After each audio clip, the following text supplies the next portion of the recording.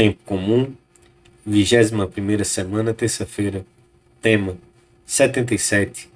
Primeiro, ser justos. Pontos a meditar. 1. A virtude da justiça e a dignidade humana. 2. A justiça social transcende o estritamente estipulado. 3. A economia, que tem as suas próprias leis, deve ter em vista o bem das pessoas. Pelo sinal da Santíssima Cruz, livrai-nos Deus nosso Senhor dos nossos inimigos. Em nome do Pai, do Filho e do Espírito Santo. Amém. Meu Senhor e meu Deus, creio firmemente que estás aqui, que me vês, que me ouves. Adoro-te com profunda reverência. Peço-te perdão dos meus pecados e graça para fazer com fruto este tempo de oração. Minha Mãe Imaculada, São José, meu Pai e Senhor, meu anjo da guarda, intercedei por mim.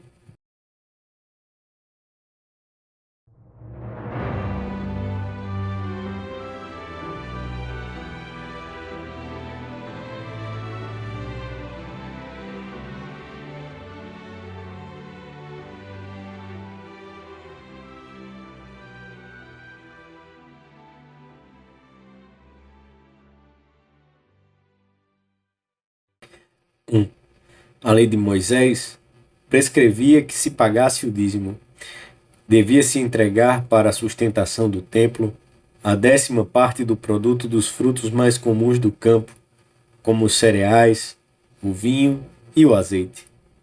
Os fariseus pagavam, além disso, o dízimo da hortelã e do cominho, plantas aromáticas que se cultivavam nos jardins das casas e que serviam para condimentar a comida.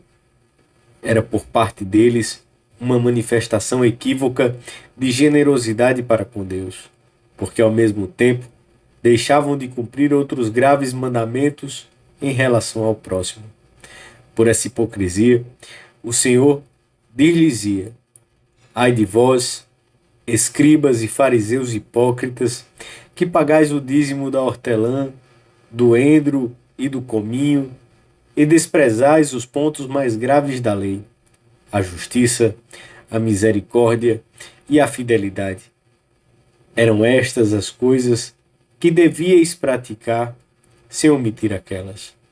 O Senhor não despreza o dízimo da hortelã, do endro e do cominho, que poderia ter sido uma verdadeira expressão de amor, como quem presenteia umas flores a uma pessoa que ama, ou ao Senhor no sacrário. O que Jesus rejeita é a hipocrisia que esse falso zelo ocultava, pois com isso justificavam-se em relação à omissão dos outros deveres essenciais: a justiça, a misericórdia e a fidelidade. Não devemos nunca cair numa hipocrisia semelhante à desses homens. As nossas oferendas voluntárias são gratas a Deus quando cumprimos as obrigatórias e necessárias, determinadas pela justiça, que é uma virtude pela qual damos a cada um o que é seu. Eram estas as coisas que devíeis praticar, sem omitir aquelas. A virtude da justiça fundamenta-se na intocável dignidade da pessoa humana, criada à imagem e semelhança de Deus e destinada a uma felicidade eterna.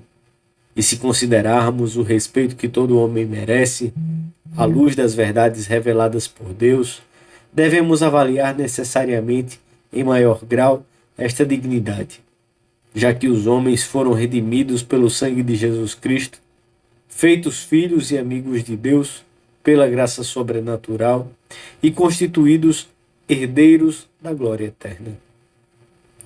O respeito aos direitos das pessoas começa por um justo ordenamento das leis civis, para o qual os cristãos devem contribuir como cidadãos exemplares, com todas as suas forças. É doloroso verificar como o espírito humano, na sua autossuficiência e rebeldia aos planos divinos, persiste em querer derrubar os princípios da dignidade e da natureza humana, afirmados há séculos e constantemente confirmados pela doutrina da Igreja.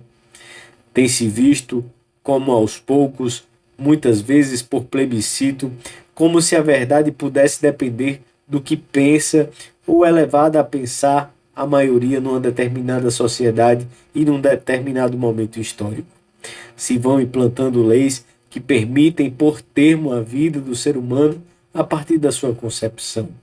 Como se degrada o mistério da reprodução da vida humana, fechando os olhos a experiências que a nivelam pela dos animais, como se destrói a coesão e a solidez da família, autorizando o divórcio até mesmo por mútuo consentimento, como se deixam desprotegidos os menores diante da onda de pornografia e violência que domina os meios de comunicação, e assim por diante.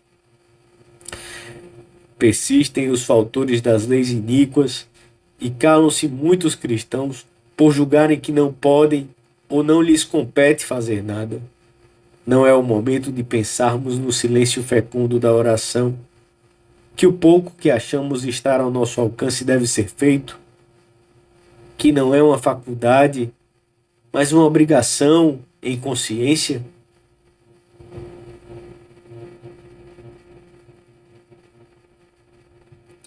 2. Para viver a justiça, não basta simplesmente lamentar-se diante das situações de injustiça. As queixas e as lamentações são estéreis se não se traduzem em mais oração e em obras para remediar essas situações. Cada cristão deve pensar em como vive a justiça nas circunstâncias normais da sua vida, na família, no trabalho profissional, nas relações sociais. Viver a justiça com aqueles com quem nos relacionamos habitualmente significa, entre outros deveres, respeitar-lhes o direito à fama, à intimidade. Estas exigências não devem limitar-se unicamente à ordem econômica. A vida e a moral cristã têm exigências mais amplas. O respeito à vida, a fidelidade, a verdade, a responsabilidade e a boa preparação, a laboriosidade e a honestidade, o repúdio à menor fraude, o sentido social e mesmo a generosidade devem sempre inspirar o cristão no exercício das suas atividades profissionais e trabalhistas. Também a calúnia, a maledicência, a murmuração constituem uma verdadeira flagrante injustiça, pois entre os bens temporais, a boa reputação parece ser o mais valioso de todos eles, e pela sua perda, o homem fica privado de realizar muitas coisas boas. O apóstolo Tiago diz de língua que é um mundo inteiro de maldade. Pode servir para louvar a Deus, para falar com Ele, para comunicar-se, ou pode causar um mal enorme se não há um empenho decidido em não falar nunca mal de ninguém. Faltar à justiça através da palavra não é coisa pouco frequente. Por isso o Senhor nos pede que não nos deixemos guiar pelos rumores e juízos precipitados que se difundem em alguns meios de comunicação social, que nunca emitamos um juízo negativo sobre pessoas ou instituições, que não sejamos inquisidores nem verdugos das vidas alheias, e se alguém tem o dever de julgar, deve empenhar-se em colher todas as informações possíveis, ouvindo as duas partes, matizando os seus juízos e ressalvando sempre a intenção das pessoas que somente Deus conhece. Devemos viver os deveres de justiça com aqueles que o Senhor colocou sob os nossos cuidados, colaborando na formação de todos, tratando com mais esmero aqueles que por doença, idade ou condições particulares mais precisam de ser acompanhados. Sabemos bem que não viveria esta virtude, por exemplo, o pai ou a mãe que tivesse tempo para suas distrações e gostos e não dedicasse o tempo necessário à educação dos filhos, ou que se dedicasse ao trabalho profissional de uma maneira incompatível com a permanência diária no lar. À disposição da mulher e dos filhos por várias horas além do sono.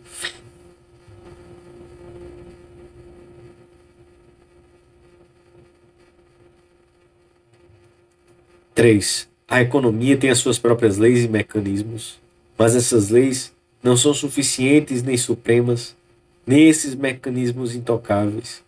Não se pode conceber a ordem econômica insiste o magistério da Igreja, como uma ordem independente e soberana, pois deve estar submetida aos princípios superiores da justiça social, de modo a que se possa corrigir os seus defeitos e deficiências e se tenha em conta a dignidade da pessoa. A justiça social exige que não se deixe o trabalhador à mercê das leis da concorrência, como se o seu trabalho fosse uma simples mercadoria. E uma das principais preocupações do Estado e dos empresários deve ser esta: a de dar trabalho a todos. Como disse João Paulo II, em São Paulo, o desemprego forçoso é um dos maiores males de um país e causa de muitos outros nas pessoas, nas famílias e na própria sociedade. Podem dar-se circunstâncias em que, cumprindo aquilo que é estritamente legal, aquilo que está estabelecido, se falte a justiça com esse mínimo estipulado. Pode acontecer que se despeçam empregados de acordo com a lei, mas que com isso se cometa uma enorme injustiça, ou que se paguem ou se atualizem salários de acordo com as leis, mas que com isso se ofenda a dignidade da pessoa. A justiça, diz o fundador do Opus Dei, não se manifesta exclusivamente no respeito exato dos direitos e deveres, à semelhança dos problemas aritméticos, que se resolvem fazendo somas e subtrações. Por sua vez, quem trabalha numa oficina, numa universidade, numa empresa, não viveria a justiça se não cumprisse com esmero a sua tarefa, com competência profissional, aproveitando o tempo, cuidando dos instrumentos de trabalho que são propriedade da fábrica, da biblioteca, do hospital, do escritório, do lar, em que se ajuda a dona de casa nas tarefas do lar. Os estudantes faltariam à justiça com a sociedade, com a família e às vezes gravemente se não aproveitassem intensamente o tempo dedicado ao estudo. De modo geral, as qualificações obtidas podem ser matéria para um bom exame de consciência.